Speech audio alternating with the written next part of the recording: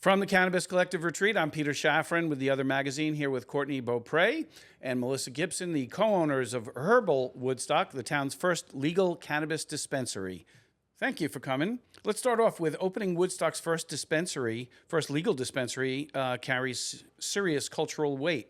How do you honor that legacy while building a modern business?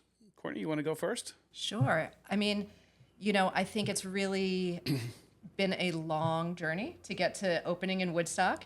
People thought that maybe opening in Woodstock would be the first easiest thing to do because it's Woodstock, and that name associated with it, especially throughout the state, seems like it should be easy to open a shop in Woodstock. But no, there's a lot of red tape.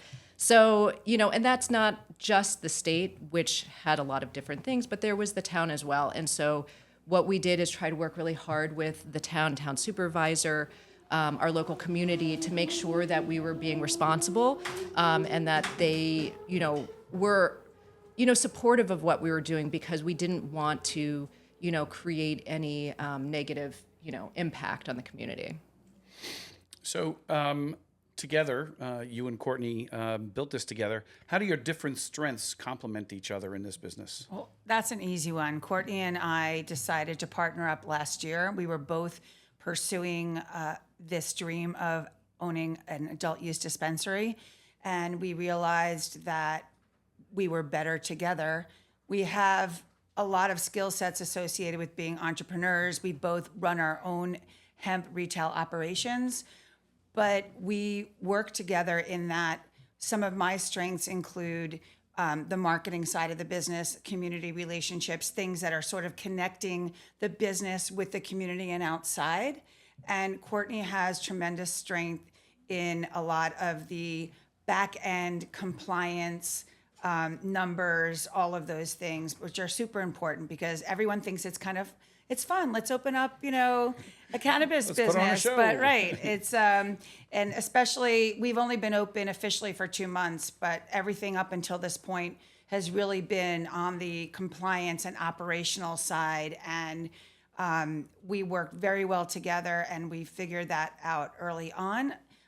She's great with power tools. I'm great with colors. Kind of all worked out together. And I want to say one story that we had when we first started hanging out and getting to know each other. We would say, okay, what do you like?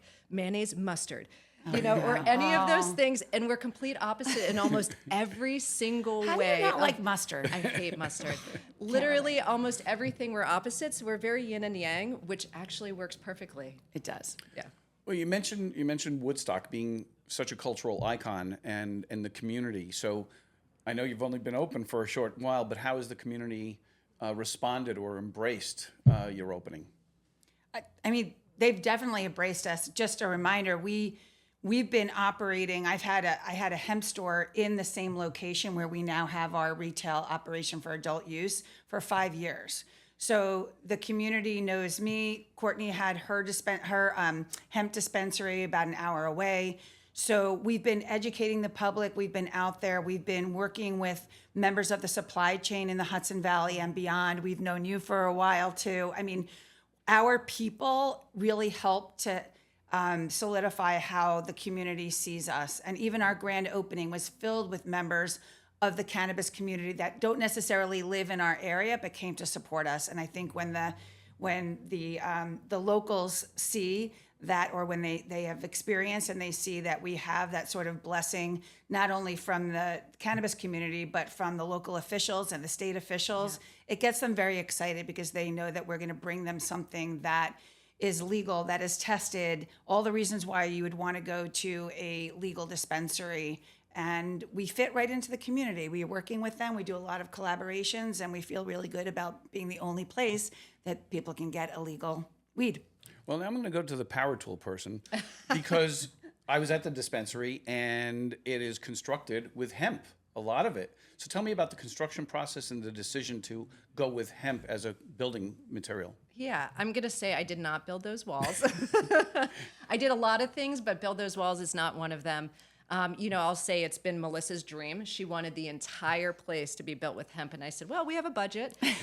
See? So we can have a certain amount of hemp that we can put up there. And Melissa's had a long contact with a person who has created and creates hemp, wood and other, construction materials. So very important to use that as just the sustainable product that it is and use the whole plant. And it really was important to both of us. And so, And then also, Courtney was able to take the wood that was already there for 45 years. We moved into the other half of the space and repurpose all of that wood. In fact, a couple of days ago, we needed a shelf in our vault, and she found an old piece of wood, and she was immediately putting that up there. So we repurposed a lot of that too. That's great. When talking about opening up in Woodstock, what would you say would be the biggest hurdle in opening up a dispensary, especially in an iconic village like Woodstock?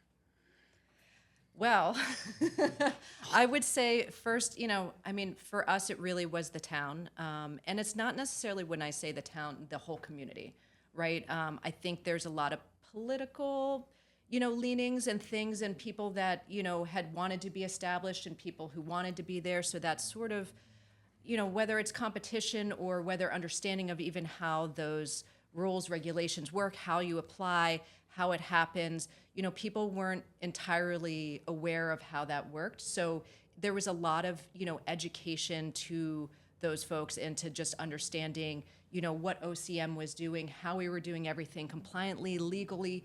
There was information that we weren't doing things legally or however that was, and that was just not accurate. And so I think for us, that beginning part of really, communicating with the community and establishing ourselves was probably, one of the more challenging of all of them. And then communicating with OCM, that's always. Yeah, an ice cream store opens up and people are like, oh, ice cream or not ice cream? We open up and everyone wants to get all up into the business and everything else, and we understand that. And we also recognize what a privilege it is and what a responsibility it is to have the dispensary in Woodstock and represent, and also wanting to represent and the spirit of the town as it is now, not just as people remember it to be or what they think it is. So we really wanted to fit right in, and I think we've done a good job doing that. Excellent. I'm going to end up with this question for both of you. So what's in your stash? What's in your personal rotation these days? There's a lot building up in the stash because I'm doing for the Cannabis Cup for small pharma. So I have a whole box of things that I'm supposed to be testing in my stash right now. But I would say Blue Dream is one of my strains that I've been Papa Smurf. That was a new one. So I would say Papa Smurf has been what's in my rotation for right now. And you already know I'm a lightweight, so yes, I this plant came to me because of wellness, and so I'm a big user of all of the cannabinoids, CBC, CBG, THCV, all of the other things you might not expect. So I'm anywhere there's a full terpene profile, full cannabinoid profile, I'm all about those. Excellent. Well, thank you so much. Thank you so much.